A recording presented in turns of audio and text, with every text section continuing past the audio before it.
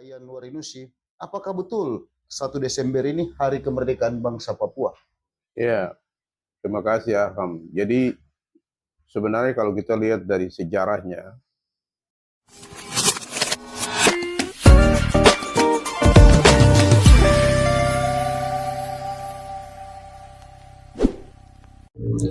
Satu Desember setiap tahun selalu diperingati Hari Kemerdekaan Papua.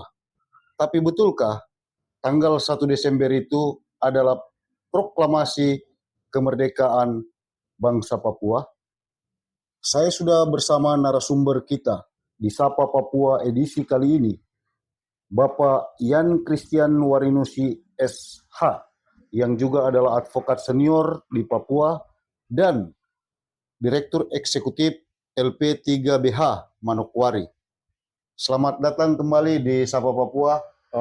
selamat malam, terima kasih Aham. Iya. Kali ini kita mau bahas, kebetulan hari ini itu tanggal 1 Desember. Nah, 1 Desember itu selalu dianggap sebagai hari kemerdekaan bangsa Papua. Dan tahun ini, di tahun 2025, tepat 64 tahun silam, itu kemudian menjadi titik awal diperingatinya 1 Desember sebagai hari kemerdekaan bangsa Papua. Ini menurut banyak pihak. Tapi menurut Kakak Ian Warinusi, apakah betul 1 Desember ini hari kemerdekaan bangsa Papua? Ya, terima kasih Aham. Jadi sebenarnya kalau kita lihat dari sejarahnya, sejauh yang saya belajar sebagai seorang mahasiswa Fakultas Hukum di Universitas Cendrawasih di Jayapura, lalu kemudian saya meniti karir sebagai seorang advokat. Sudah 30 tahun lebih sebagai advokat, saya mempelajari sejumlah dokumen, kemudian sejumlah tulisan-tulisan yang dibuat oleh para ahli sejarah Papua. Saya mendapatkan bahwa sesungguhnya yang terjadi di tanggal 1 Desember 1961 itu sebenarnya dia sudah diawali dari sebuah peristiwa yang pemerintah Belanda waktu itu berkedudukan di Papua, Netherlands, New Guinea. Itu mereka mendapatkan semacam tekanan politik dari para pemimpin Papua waktu itu untuk memberikan kesempatan kepada orang Papua untuk menentukan nasib sendiri. Nah, sehingga menurut Belanda waktu itu, kemerdekaan itu bukan merupakan sesuatu yang mudah diraih, harus dicapai dengan sejumlah tahapan-tahapan. Jadi waktu itu memang ada tahap di mana mereka membentuk yang namanya Dewan Rakyat New Guinea Rat. Ya. Dan New Guinea Rat itu punya tugas adalah mempersiapkan seperti BPUPKI di Indonesia waktu menjelang tahun menjelang 17 Agustus ya 1945. Jadi seperti itulah mereka punya tugas. Jadi tapi tetap masih di bawah pemerintah Belanda saat itu. Beda dengan Indonesia waktu itu terjadi kekosongan kekuasaan karena Jepang menyerah tanpa syarat kan. Nah, waktu itu jadi yang terjadi tanggal 1 Desember 1961 yang saya pahami dari catatan sejarah yang ada, itu adalah waktu itu Belanda kemudian tidak mengizinkan untuk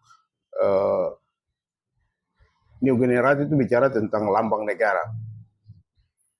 Tidak mengizinkan untuk New Guinea Rat berbicara dan menentukan mata uang. Tetapi mereka memperbolehkan untuk menentukan lagu kebangsaan atau lagu rakyat Papua waktu itu. Kemudian bendera waktu itu disepakati, lalu kemudian benderanya adalah The Morning Star atau bintang pagi, yang kemudian dalam perkembangannya lebih banyak dikenal dengan sebutan bendera bintang kejora begitu. Jadi tanggal 1 Desember 1961 itu ada dua hal yang dilakukan dalam upacara pada pagi hari itu, yaitu pertama adalah ada pidato dari Gubernur Jenderal, dari ketua ketua Negara, lalu kemudian ada menaikkan bendera Bintang Kejora yang berkibar bersama-sama di samping dari bendera Kerajaan Belanda, merah putih biru. Dan waktu dia naik, bendera itu ditarik naik, itu diiringi dengan lagu Hai Tanahku Papua. Tidak ada pernyataan politik atau deklarasi atau pembacaan teks proklamasi yang menyatakan bahwa Papua merdeka.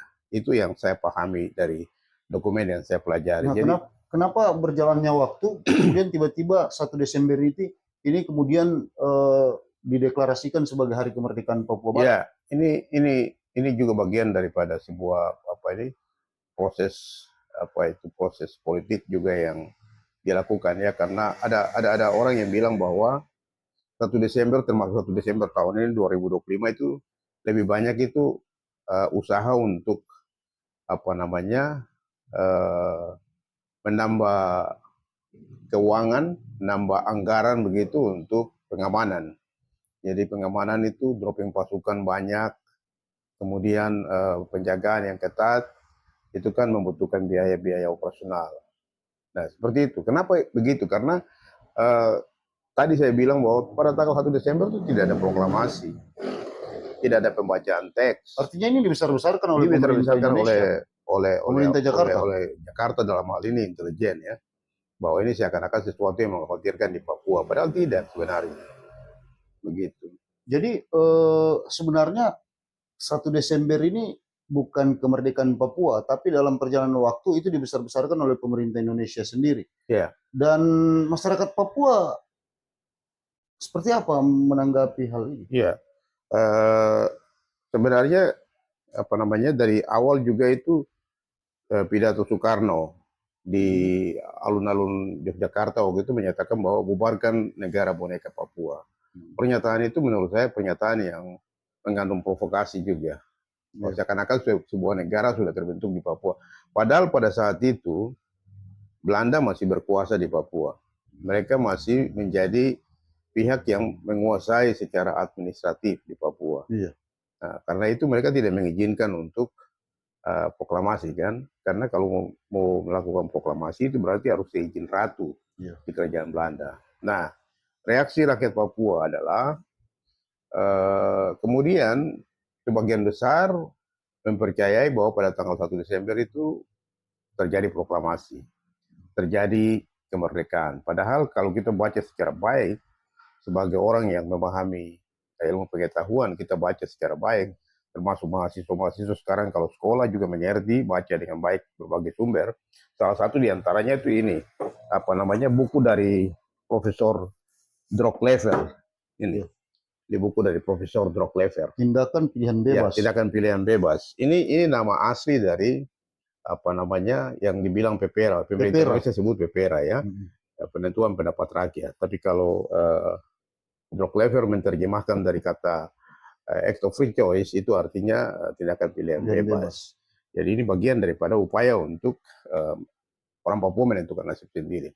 Nah itu yang kemudian sebagian besar orang Papua larut dalam euforia bahwa kita sudah merdeka. Ya, sesungguhnya proses itu sedang berjalan. Proses untuk menuju kepada kemerdekaan itu yang saya pahami itu sedang berjalan waktu itu.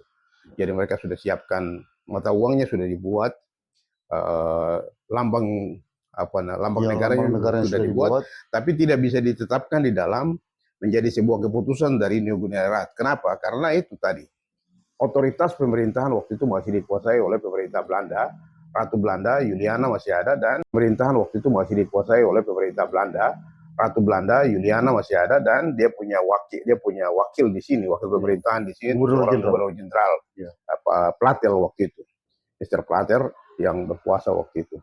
Nah, sehingga bahkan di dalam Negara itu sendiri bukan semua orang Papua, ada beberapa orang Belanda. Misalnya dari Manokwari itu wakilnya itu adalah orang Belanda, dari Sorong wakilnya juga orang Belanda, dari beberapa tempat termasuk Biak juga itu wakilnya orang Belanda. Jadi kurang lebih orang Belanda cukup banyak yang ada di dalam negeri Arab waktu itu. Jadi tidak semua orang Papua. Tidak semua orang Papua. Jadi mereka memang mempersiapkan sejumlah hal, sejumlah langkah politik untuk menuju kepada nanti sebuah kemerdekaan yang jangka waktunya juga ditentukan. Nah, bukan di 1 Desember 1961 itu, tapi prosesnya masih panjang. Tapi sebagai wujud daripada bahwa Papua ke depan akan menjadi sebuah cikal bakal itu entitas yang berdiri sendiri sebagai sebuah negara, maka waktu itu kemudian diperbolehkan untuk mengibarkan bendera, menyanyikan lagu kebangsaan. Tapi tetap bendera itu dia berkibar bersama-sama dengan bendera Belanda pada waktu itu. Jadi dia tidak berkibar sendiri. Gitu. Jadi pemerintah di setiap kantor-kantor residen di Jayapura, di Biak, di Manokwari, di Nabire, di Sorong, di Fakfak, bahkan di Merauke dan di Wamena, itu bendera dia berkibar itu sama-sama. Jadi bendera bintang Kejora atau bintang Fajar dengan merah putih biru, dengan bendera merah putih biru. Artinya Papua waktu itu adalah daerah jajahan Belanda. Salah satu provinsi. Waktu itu ditempatkan sebagai provinsi di seberang lautan. Ya, provinsi di seberang lautan. Di seberang lautan. Oke. Posisinya mungkin seperti Den Haag sama dengan Amsterdam. Seperti apa namanya Suriname waktu itu. Suriname yang lebih pas. Gitu. Baik. Baik. Nah, Kakak, di sini hari ini di 1 Desember 2025 ini banyak sekali aksi-aksi dari mahasiswa, khususnya pelajar mahasiswa Papua, baik yang ada di tanah Papua maupun yang ada di Jawa, Sulawesi, bahkan di daerah-daerah lain yang ada mahasiswa Papua. Nah, ini ada yang menarik. Front Rakyat Indonesia untuk West Papua dan Aliansi Mahasiswa Papua AMP itu yang menggelar aksi hari ini. 64 tahun deklarasi kemerdekaan bangsa Papua Barat dengan tema hentikan genosida, tolak PSN, tarik militer dari tanah Papua dan berikan hak menentukan nasib sendiri bagi rakyat Papua. Ini pernyataan sikap ini disampaikan di Jakarta di Patung Kuda tepatnya hari ini. Menurut Kakak Ian Warinusi, apakah tuntutan ini sudah memang selayaknya harus disampaikan oleh orang Papua? Iya. Jadi tadi saya katakan bahwa dari sisi rakyat Papua tidak secara mendalam memahami catatan sejarah waktu itu. Tapi bahwa tadi saya bilang bahwa ini ada sebuah proses yang untuk mempersiapkan Papua menjadi sebuah negara. Karena situasi politik, tangkapan Jakarta tadi bahwa ini adalah kemerdekaan Papua. Tangkapan rakyat juga akhirnya bahwa ini kemerdekaan Papua. Maka itu kemudian momen ini kemudian dipakai sebagai sarana untuk menyampaikan pendapat, menyampaikan argumen bahwa Papua sudah diberikan kemerdekaan, sebenarnya sudah proses untuk merdeka, sudah menjadi sebuah negara, tetapi kemudian karena ada Trikora itu menjadi sebuah cara untuk menggagalkan proses menuju kepada sebuah kemerdekaan, karena sudah diawali dengan pengibaran bendera dan menyanyikan lagu kebangsaan. Kemudian proses-proses itu akan dilanjutkan lagi sampai dengan misalnya menetapkan lambang negara, menetapkan mata uang, menetapkan lokasi, wilayah dan lain sebagainya, sampai dengan pemerintahnya terbentuk dari Dewan Rakyat, dia akan meningkat menjadi sebuah parlemen resmi seperti di beberapa tempat yang lain. Waktu itu rencananya akan parlemen itu akan berbentuk bikameral, jadi dua kamar. Nah, tapi karena Trikora itu membubarkan, sehingga itu sebabnya kalau kita baca di dalam Undang-Undang Otonomi Khusus 21 tahun 2001 di konsideran huruf E itu jelas sekali disebutkan bahwa Papua ini adalah salah satu wilayah yang mempunyai sejarah sendiri. Nah, sejarah sendiri ini yang sampai sekarang ini menyebabkan sehingga perlakuan terhadap Papua itu harusnya berbeda dengan daerah lain, provinsi lain. Ya, karena itu tidak dilakukan. Diharapkan dengan otonomi khusus itu yang saya bicara di beberapa sesi yang lalu, saya katakan bahwa otonomi khusus itu memberikan kekuatan kepada keamanan domestik.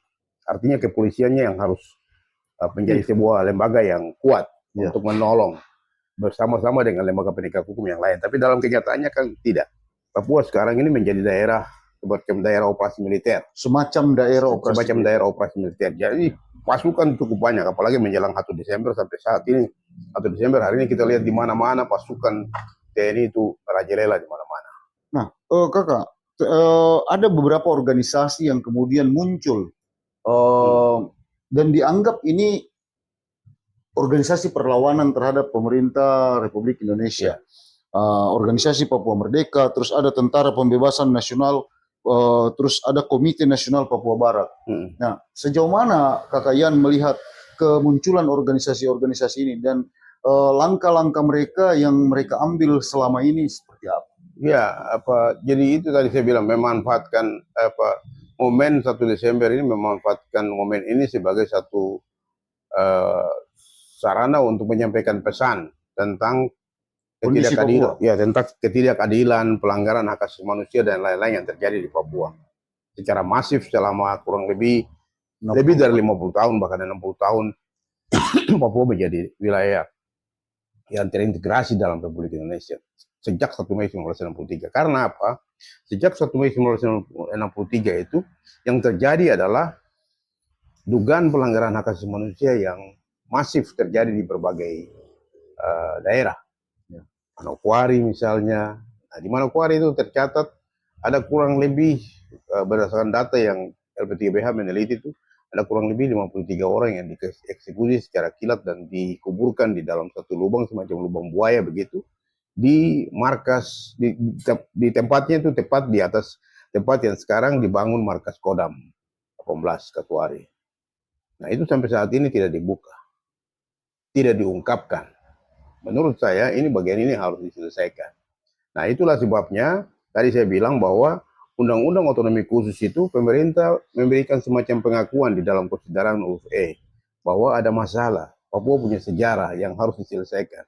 Itu sebabnya realnya itu ada juga pasal 46 di Undang-Undang Otsus yang memberikan kesempatan kepada dibentuknya sebuah komisi kebenaran dan rekonsiliasi atau KKR untuk nanti KKR itu yang mempunyai tugas untuk melakukan klarifikasi terhadap sejarah tadi. Ya. Sehingga orang bisa memahami benar, oh ini Papua ini ada masalah apa. Sebelum dia menjadi bagian integral, dia jadi seperti apa. Dan sesudah dia dimasukkan sebagai bagian integral, prosesnya seperti apa. Menghormati hak asasi manusia, menghormati hak asasi orang Papua atau tidak. Nah, kemudian sampai dalam implementasinya selama kurang lebih 60 bahkan 50 bahkan 60 tahun saat ini, itu Papua menjadi bagian yang memang diperhatikan secara khusus, dihormati hak asasinya, dibangun dengan kesungguhan hati, diperlakukan dengan terhormat, bermartabat atau tidak. Dalam praktik yang terjadi kan tidak seperti itu. Nah, kelompok-kelompok yang muncul ini menjadi bagian daripada reaksi orang Papua. Yang pertama adalah organisasi Papua Merdeka. Dia muncul ketika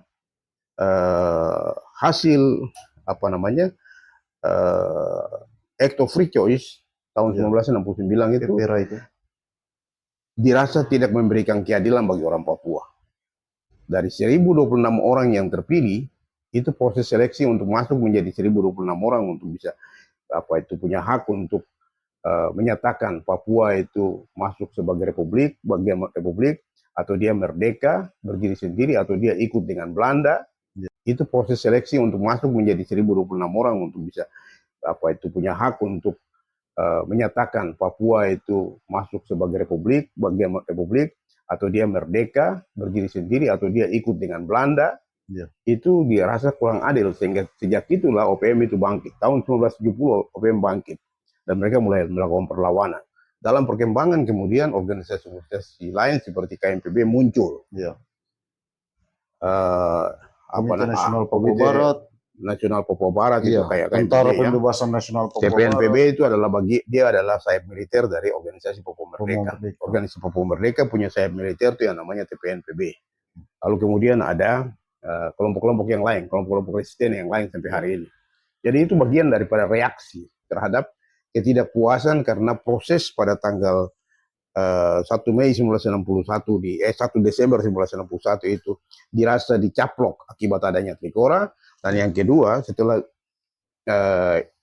Papua sudah menjadi bagian integral daripada NKRI pada tanggal 1 Mei 1963, baru kemudian dari tanggal 14 Juli sampai dengan tanggal 2 Agustus 1969 dilakukan Act of Free Choice yang pada akhirnya kemenangan jatuh kepada Indonesia dan Papua kemudian dikatakan sebagai bagian dari. Dan sebelumnya itu sudah ada perjanjian untuk Freeport mulai diolah pada tahun 1967.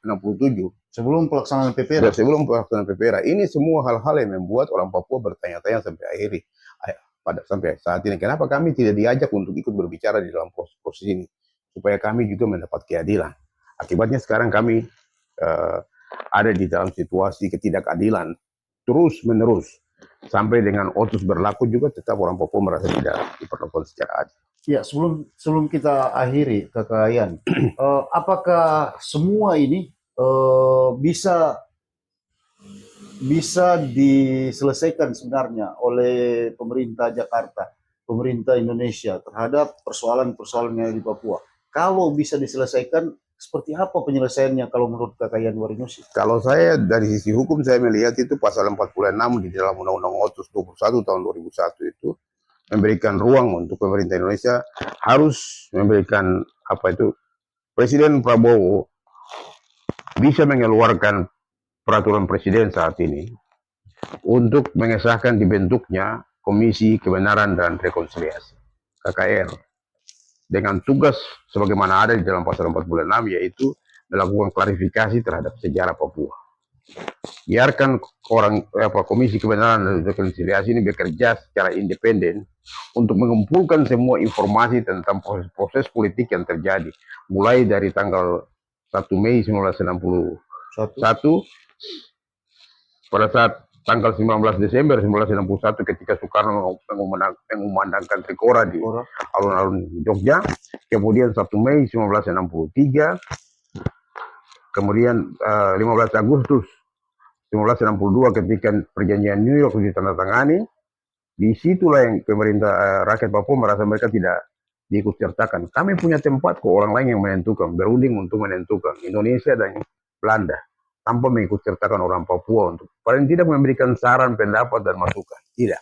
Lalu kemudian terjadilah plebiscita ataupun act of free choice pada tanggal 14 Juli sampai dengan 2 Agustus 1969 yang pada akhirnya hasilnya adalah Papua menjadi bagian daripada Republik Indonesia. Nah, itu yang membuat sehingga terus terjadi perlawanan yang dilakukan oleh OPM dengan sayap militernya TPNPB dari dahulu sampai dengan saat ini sudah lebih dari 50 tahun. Artinya apa yang terjadi selama 64 tahun itu bisa dihentikan sebenarnya?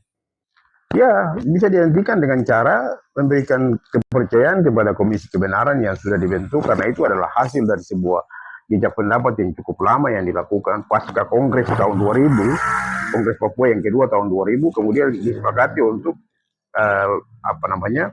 mempersiapkan sebuah persiapan politik untuk menuju kepada Papua merdeka, hak menentukan nasib sendiri. Tapi kemudian tawaran Jakarta adalah membentuk Komisi Kebenaran dan Rekonsiliasi yang tugasnya satu tugas pentingnya itu lakukan klarifikasi sejarah Papua demi mempertahankan integrasi Republik Indonesia termasuk di dalamnya Papua. Nah, ini yang saya bilang. Makanya Komisi Kebenaran ini KKR ini dibentuk, harus dibentuk, dan Komisi Kebenaran ini diberikan keleluasaan untuk bekerja secara independen untuk mengumpulkan fakta-fakta itu. Dan kemudian itu akan dilaporkan kepada Presiden sehingga Presiden bisa mengambil pertimbangan yang tepat apa yang harus dilakukan untuk Papua sekarang ini dan di masa yang akan datang. Artinya masih banyak peluang untuk pemerintah Indonesia di Jakarta agar integrasi antara Papua dengan Indonesia ini akan terus berjalan bersama-sama sampai ke depan. Iya. Dengan bahwa kemudian ada aspirasi dari kelompok-kelompok yang tadi macam hari ini di mana-mana di seluruh Indonesia, bahkan mungkin di luar negeri juga. Kita belum memantau perkembangan di YouTube dan lain sebagainya tapi semua itu dari tahun ke tahun dalam 5 bahkan 10 tahun terakhir ini selalu seperti itu. Dan itu makin hari bahkan semakin masif. Iya, semakin masif, dan itu akan membuat sehingga tingkat kepercayaan internasional terhadap kemampuan dan kapasitas negara Indonesia untuk membangun, untuk membuat sesuatu yang baik kepada Papua dalam konteks politik itu akan makin semakin sulit bagi negara juga. Artinya kepercayaan internasional akan semakin menipis. Ya, padahal kan kita sudah ambil langkah hukum dalam rangka mempertahankan kepentingan politik, langkah hukum dengan adanya pasal 46 di dalam undang-undang otsus tadi saya Otsus. bilang. Kenapa itu tidak digunakan? Baik. Disentuh, didiskusikan saya tidak pernah. Iya, baik. Kayan, closing statement. Kira-kira apa yang ingin Kekayan sampaikan kepada pemimpin negeri ini, terutamanya kepada Presiden Bapak Prabowo Subianto terkait dengan 1 Desember ini? Apakah ini Papua Merdeka atau ini konspirasi politik global atau seperti apa? Silakan. Ya, saya pikir Pak Presiden Prabowo yang saya hormati, saya kira langkah yang paling tepat yang harus dilakukan itu adalah mengajak semua pihak yang bertikai di Papua, terutama organisasi Papua Merdeka yang dianggap sebagai musuh negara, TPNPB yang dianggap sebagai musuh negara, dan semua kelompok-kelompok resisten yang lain untuk duduk dalam satu meja dan berdialog. Itu penting, pertama. Dan yang kedua, Presiden segera mengeluarkan Perpres untuk membentuk Komisi Kebenaran dan Rekonsiliasi sesuai amanat pasal 46 daripada Undang-Undang 21 tahun 2001 tentang otsus bagi Provinsi Papua. Nah, kedua langkah ini adalah langkah yang tepat, langkah yang demokratis, dan langkah yang menghormati prinsip-prinsip hak asasi manusia. Maka pertumpahan darah tidak akan terjadi. Kalau Papua diperlakukan dengan pendekatan politik lewat alat-alat keamanan untuk selalu melakukan tindakan represif, maka tentu ini akan semakin memunculkan tekanan-tekanan, pernyataan-pernyataan, sikap-sikap politik orang Papua yang tentu akan sedikit banyak membuat terjadi kerapuhan di dalam ketahanan integrasi politik yang selama ini sudah dibangun cukup lama. Dan itu berarti harapan bahwa Papua akan mendapat kesempatan untuk meningkatkan jati dirinya menjadi sebuah entitas yang independen dan lain sebagainya, itu saya pikir itu akan semakin terbuka. Langkah untuk menyelesaikan persoalan, kalau dianggap bahwa ini adalah persoalan internal Papua Indonesia, maka dua langkah tadi yang saya tawarkan. Pertama, melakukan dialog politik secara damai dengan semua kelompok yang dianggap sebagai kelompok-kelompok resisten, dan yang kedua membentuk KKR supaya mengerjakan langkah-langkah ini dalam konteks politik dan dalam konteks hukum Indonesia untuk menyelesaikan persoalan Papua secara damai. Baik, Papua Merdeka bukan harga mati. Jakarta masih punya pilihan. Saya Arham Licin, sampai jumpa di Sapa Papua edisi berikutnya. Selamat malam. Terima kasih. Terima kasih. Terima kasih.